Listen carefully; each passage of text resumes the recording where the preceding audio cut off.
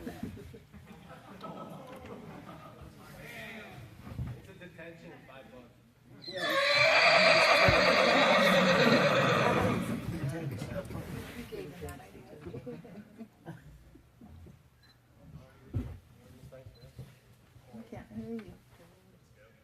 On, you guys can all hear me? Yep. Okay, sweet. It's on you, Miss Knight. Well, I want to thank everyone for coming tonight and to share this moment with James and just watch the completion of his senior project and sharing all that he's learned. It's been really fun being his faculty advisor, and I've known him since he first came to Manhattan Christian School, and I'm always impressed by his perseverance and just the way that he works hard to achieve the goals that he has set for himself. And I see that academically, I've seen that spiritually, and we've all seen it in athletics, and we've all stood and cheered for him. But one of the things I wanted to share tonight is that in the resource room, he works as my PA, and he works with some of the kids in there, and they dearly love him. In fact, sometimes, much to his joy, they say, "Bye, James," but he says, "Yeah, they didn't say goodbye to you." But he will be greatly missed by us in the resource room, just watching him work with the kids, and I think he has so much potential. He has doors that are wide open to him for whatever he wants to do. We've told him he would be great being a teacher, but I know he also has interest as a vet, and so it'll be exciting to see what he does.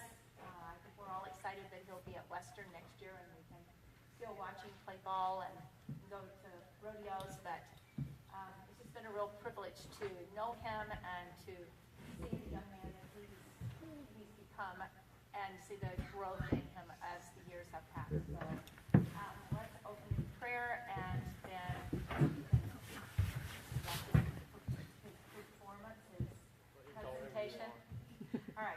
Heavenly Father, we give thanks for this night. We thank you for everyone that's here, and we just pray, Lord, that you will be with James as he presents tonight. We pray that you will be with him as he shares what he's learned and his love for rodeo and love for these horses, and we pray that you will give him calmness and that he can just enjoy this moment. And we thank you for the blessing that he's been to Manhattan Christian School, the blessing that his family's been, and we just thank you for bringing him to our school.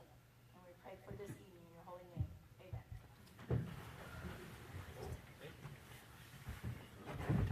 Okay, we'll get started here.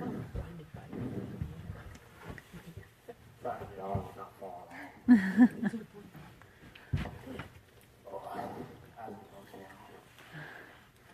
All right, I want to thank everybody for coming down here tonight and kind of watch what I was able to do for 3 months. And a lot along those lines, got to stop for basketball season. Coach wouldn't really like if I was roping calves during basketball season. So, yeah. So I'm going to kind of start off like how and what his name is and kind of give you a backstory on why I picked training calf horses and training him mainly. So this is Clancy. He's a 9-year-old gelding. He's probably one of the second best calf open horses I've ever been on and able to ride. He's very mellow and calm on the ground. He gives a lot of try, which is the main thing when you're looking for a calf horse, and he's a good guy. And the main thing between a tie-down roper and his horse is trust and being able to trust you and giving a lot of heart, and that's definitely the biggest factor. And I want to kind of, the reason why I picked roping calves and train a tie-down horse is not just because I needed another one, and for something for my mom to feed, but so I could give him to my little brother and let him rope calves and just like learn the sport that I love. And So, and I've always wanted to be a vet, and horses have always interested me. So I was like, hey, what's nothing better than to train a tie down open horse? It's hard. The reason why people say it's so hard is because tie down is the most technical sport in rodeo. There's so many variables that can go wrong, getting directs, trust, patience. It takes a lot of patience, let me tell you. And stuff that will key into what I want to do when I'm older to get me out of college and kind of a career path that I could follow if I wanted to. And that's kind of where we're at today and why I picked my senior project. So the goals for my senior project were obviously to train a calf roping horse, as I said before, and what I'll be doing today is showing you and walking you guys through the technicals and what I did to train this horse that you guys see here today. And to kind of start my whole presentation off, I want to kind of give you guys my Christian perspective on why I picked this project. It's kind of hard to think about how the Lord's blessed me with rodeo and how that ties into training. I don't know.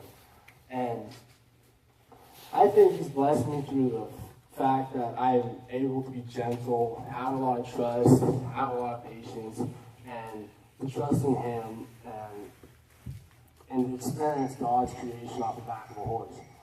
Because back in the old days, when John Wayne and all those guys were still around and all the Western movies, that was the best way to experience God's creation was off the back of the horse.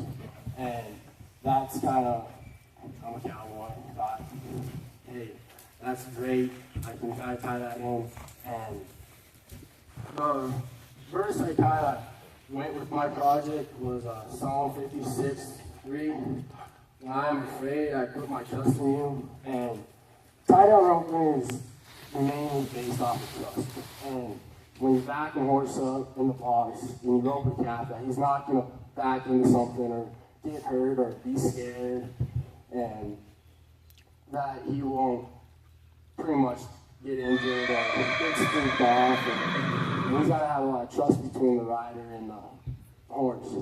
And so that's kind of where that was the hardest part of my whole project, was the trust. And trust and patience will hear me say those two words quite a bit. And those two words mean a lot when you're training tie down horses, because if he didn't trust me or if I wasn't patient enough with him, I couldn't do this. And when you're roping calves and you want to, he's not used to rope, can't get time, can't win any money. And that's the main factor. So when you're roping calves, you gotta stand up and rope them. So you gotta get him used to the ropes. So you don't want to do stuff like that. Go down on his feet, and I'll come back to this also. so you want to just play with him, keep the rope around him, get off of him, kind of stop him, get off of him, play with him around his feet, make sure he's used to the rope and he doesn't get afraid of it or stop and take off, and I'm going to be running for him for days. So that's kind of what is the main factor about roping calves. And what you need to rope calves is your neck rope. It goes around the horse's neck to keep him focused in a line with the rope, and so the rope isn't just slapping him in the face. Your jerk line, you run it through here. You really only use that for rodeos and when you're trying to be fast and going through rodeos and going along the road, because you never practice with people, because that makes him get back harder and faster. And when you use those, it's kind of a reminder to back up and will help. So that's that's more severe in a way. And then you got your belt boots. So the belt boots are these things.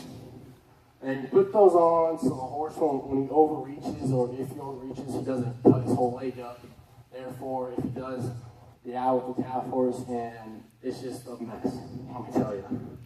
And the skid boots are from rubbing his ankle bones raw. And when a horse rubs his ankle bones raw, he doesn't want to stop. And roping calves, horse needs to be able to stop. So that's why you braid his tail and have those certain boots and gear that you need to have a good roping horse and keep him safe. And if you keep him safe, he's going to trust you. And like I said before, trust is a big thing. And you guys are probably wondering, yes, I did braid this myself. And the reason why you braid your horse's tail is because if he stops, it's like somebody pulling on your hair. And eventually you're just not going to want to go around that person anymore, right? So when that's the same with the tie-down horse, he's not going to want to stop if you're always pulling out his hair. So, right, yeah. And the reason why you kind of braid his mane is so, the reason why you do this is because the rope can get caught in it. It's always a mess, and it's kind of keep clean. And then, after you get all this stuff around, get your saddle on, your pads. You want to make sure you have a good pad. The horse can get sore in his back, and that will later cause problems, make his back go out of place, and it's just not a good deal. And so, when you're trying to keep a calf roping horse in shape and keep him, and warm him up, you have to warm him up when you lunge him. So, you want to keep him trotting, loping around. And when you're doing this, you want to, he's stretching out. And so it's like stretching before you go on a run or playing in a basketball game or soccer or track or whatever you're sporting. And you want to slow it down so he stretches out. So you kind of get into lunge, walk him around. You don't want to just get on him and go into a straight dead run. He's going to buck. 9 times out of 10, he's going to end up in your head. So, yes, I've learned that the hard way. But you want to get that, and the main factor is to warm him up here. Especially when it's cold outside. You're going to want to keep him going so he doesn't pull a muscle or do all some crazy stuff. And then with a tie-down horse, or a normal horse, you just kind of just ease him to a stop. But with a tie-down horse, it's a lot different. You want to get him loping around. You come around. You want to go every single way you can, like figure eights, certain circles, because it teaches them to change leads. And when you change leads, so let me make a circle. And then it teaches them to change leads. So when the calf goes from the left to the right, or if you have a calf that runs real hard and goes to the left, you can rein him over to that way. And if you have a calf that goes to the right, you can rein him over the other way. So, well, he hasn't bucked me off so far, so that's a good sign. So when you come, you're getting closer and closer. You're going to want him to stop. And that allows, you see how he's backing up? He's backing up for one reason, because tie-down horse is supposed to back up. I scare him, yeah. Nah, he's not. There are certain horses, I don't like my horses to go off and slide along ways like some people. Like, it's a sport, I know. It's insanely hard and I can never do it. And so he stops hard enough, and later when I'll demonstrate, he really sits down. And I got long legs, but if somebody were to rope off of him that's a little shorter, kind of, it's a lot easier for them when they stop. When he stops, his belly's on the ground and it's easy to get off. And that allows the person to run down, tie the calf in a quick time, in the quickest time wins the rodeo. So, unless you're in rough stock, which you don't even start on those guys. But you want to make sure it's tight, because if you don't make sure it's tight and that calf pulls and lifts up this back cinch like that, that can ultimately pinch an organ or stomach that can end up killing them. So that's why it's important to have your good tack and a good saddle and tighten it up, so when you do pull, it doesn't give that big of a pull forward. And if you do it right, the horse shouldn't have to take that big of a hit anyways, because of you're supposed to hold your slack, step off, and rope them. So I'm gonna walk through how I train him. So touch your neck rope on him.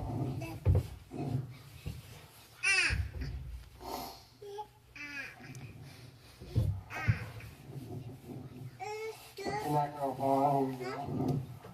Now you want it up towards the front like that, because it doesn't allow that rope to continue to slap in your face. Your keeper, that allows the horse to stay focused. Kind of not whip him, but like do that, the rope, he gets back. And so what you're gonna do, take your rope. This is a horn knot, and if you want to have one of these or tie a knot in your rope, you step off your horse and that calf is gone. You might as well just burn the heck out of your hands. This is not a good thing. It hurts when the team rope and then I have a glove on. And I couldn't imagine with one of these ropes. And so you slide it through that, and then you go through the neck rope and under the reins. What I mean by under the reins is, under the reins goes like, so the rope went under the reins, because you don't want them over the top, and everything goes south after that. And you want to make sure you have it all right. Make sure it's and then you want to make sure this is nice and tight before you go anywhere. So, step back on my horse. So you come over here to my hand training dummy over here. Yeah, why would you? Here, stay with me for a few minutes. Depends how fast my dad runs. I'm just kidding. I'm just kidding. Take your time.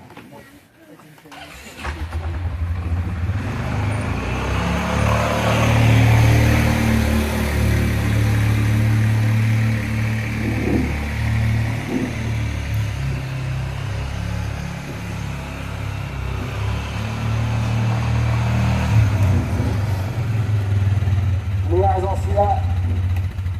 I'm just going to go with the yes because none of you guys answer me. Alright, so where you want to be when you're roping calves in good position, that's the first thing to do, is to track them around and be in good position. So I always like my horses about right here, because it's not that far to reach, and it's easy enough for the horse to pace the calf. So if that horse was going to go, not the horse, I'm the one going to come on. And so if that calf was going to go that way, I would have to bring his head over this way and have him change leads into this over here to go that way so I can go from here. But if that calf was going to go that way, hey, Grant, you want calves to go to the right because they're a lot easier to rope. And so you come out and you cross them over, and then you can cross them back that way to catch and get in that good stance and rope them and step off and tie them and do your thing. But what the main thing, what was the hardest part about training him was getting him over used to pulling back and kind of working the rope. So you rope it, is that going to pop off of here? Okay, so you rope it, and see how I'm backing up? He's supposed to just pull it off and just keep backing up. And usually, Usually I just have, yeah, I mean, that just doesn't weigh as much as I also have my brother. It's kind of a two-man job, and I'll have him back up.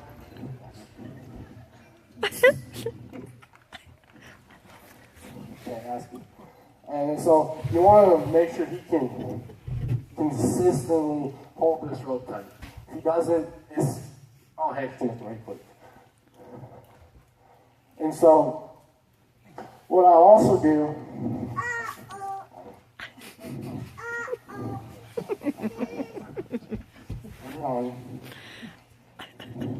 alright, come back. So what I also did, can you guys see me down there? Yep. Okay. So, what I also did is I roped a cow, and I just sit here, and my brother would run from, right here, just run down there. Here. Time for me, yeah? don't mess up. Pressure's on. No, it's fine, just flip him over. See, like right now he's doing great, because he's keeping that rope tight, and he's doing everything right. Hey, what are you doing? Come back over here. No, come back over here. Okay. So what I did is I roped the calf, and I would stay put it on, but I would throw my slack out there and try to get my brother to work out. So I have him run down there, run around the rope so he learns to pull and flank, usually, and then tie the calf. And while I just sit on here and keep that rope tight. And when I keep that rope tight, that's insinuating when I get off of him, he keeps that rope tight every single second until I get back to him. We're not riding for him. We do that about, every time I get on, I do that for about 4 or 5 times just so he gets used to the rope and pulling and all that good stuff. And so, thanks. But I really couldn't do this out my little kind of was like the man kind of thing. So then that was definitely the hardest part because how many horses want to stop, back up, and do all this technical stuff that will possibly hurt them or be scared. And yeah, sometimes it can go south, sometimes it works out in your face. It's just patience, and calf rope and horses are different because you can only rope so many on them, else they'll pop a brain cell. And that's never good. Then you're going to create more problems than you aren't going to help with. And with tie down, you want to make I'm going to try to do this right. Okay, so you want to make the wrong things hard and the easy things easy. And that's saying when he's doing good, you get off of him. You're done.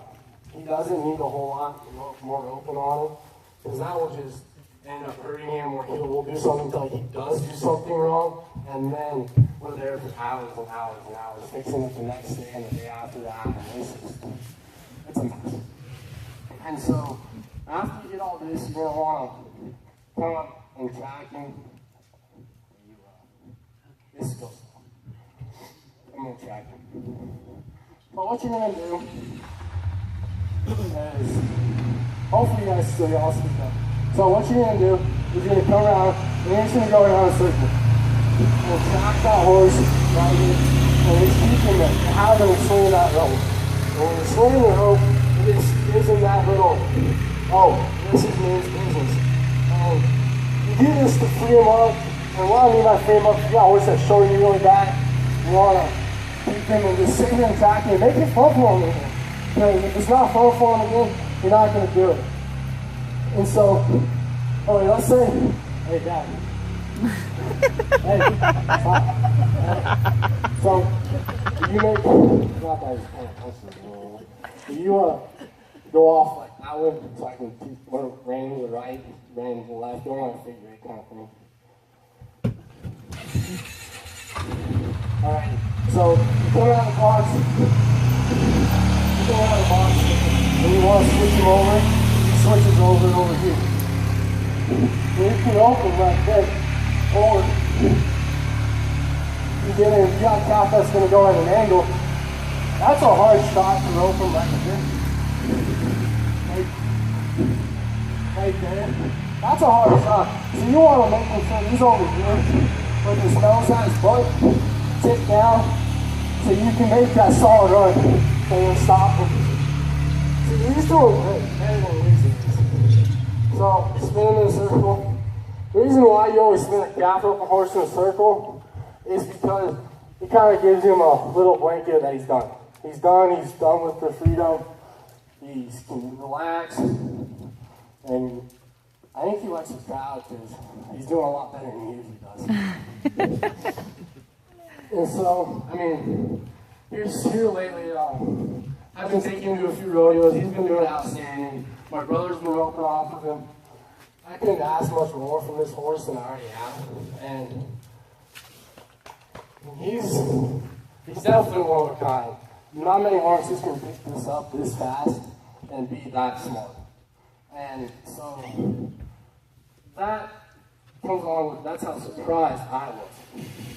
And when I was surprised, and I think he was surprised on what he could actually do and his ability to stop, go forward, back up, and just get after it. But what? He's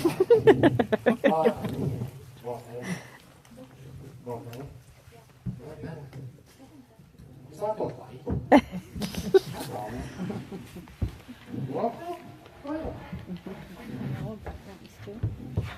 See, earlier I couldn't get him to do this. And well, I couldn't get him to do this because I couldn't even keep him this close to kids because he's like, oh, what are those? Not more people.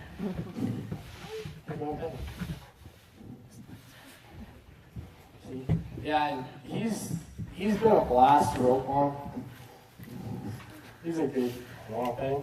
You guys want to Caleb, you want to And I couldn't ask much more. But in order to do this, you gotta have patience and trust. And trust, not many people, you guys can kind of miss it. Not many people are going to hurt. I'm going to hurt him or do anything that will put him in danger.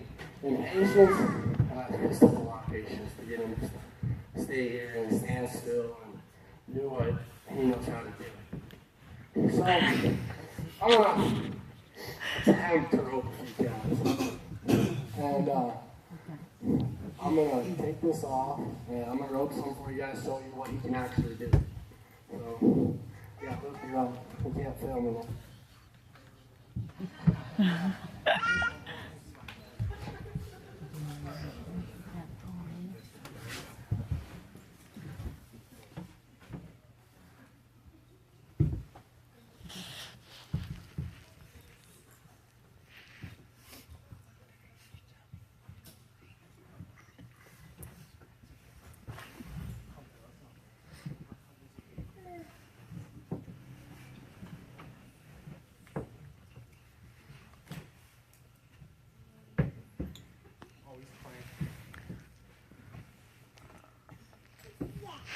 I did not name him. I would name him like Dollar. My mom.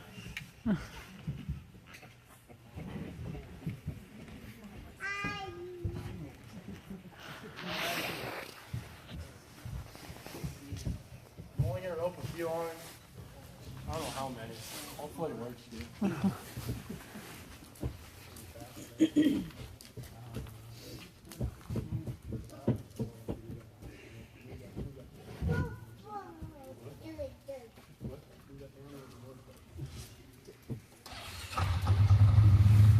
This is a piggy string. This is what you use to tie him down with. I say that. I knew that. It's really important.